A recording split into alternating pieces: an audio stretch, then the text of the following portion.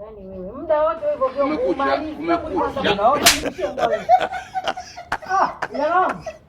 Karibu.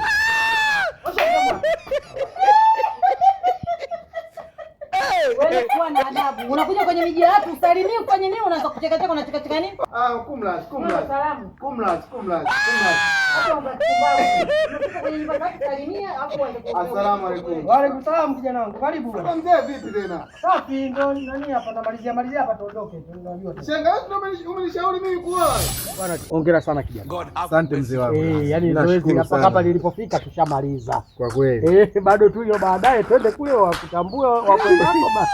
Ila mzee mimi na ndoa za sasa hivi na changamoto. Mau, mimi nimekupeleka sehemu sahihi. Unanielewa? Unajua hata mke wangu niliomuoa mimi, baba yake yule binti ndo alinitafutia. Na yeye kwa rafiki yake. Yule mzee mimi naheshimiana naye sana. Na kanitafutia mwanamke mpole, msikivu. Alafu kwenye ndoa wewe ndio mwanaume. Yaani wewe ndio unayetawala. Mwanaume hawezi akakubali kutawaliwa hata siku. Yaani mwanamke ndani ya ndoa akifanya chako unakata kofi moja. Yaani lazima uonyeshe mwanaume. Kuwa kama simba. Ndugu mwenye nguvu. Mzee nimepata. Wewe mtata. Mimi anajua yule mamako. Ananijua mimi yule. Pale nyumbani anapumua mimi nikiwa nimetoka.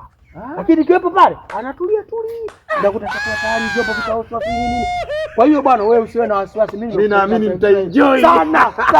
Sasa mimi ngoja niende nikafanye maandalizi unipitie pale. Haya sawa mzee. Bwana uvae kanzu usivae hivi.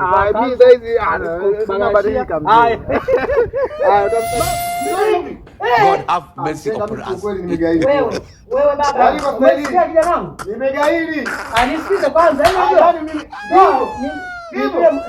yaani ni vile mwenyewe. Mzee na kanzu yenyewe navua. Kwa sababu wewe ndio umenifanya mimi umeniambia nioe. Leo wewe unaosha vyombo. Hivi kweli? Yaani unakutoka mwingine na unashakamatwa. Nataka hela yangu.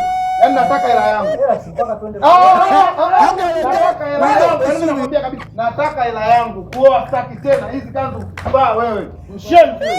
Wewe bao hata tuongee.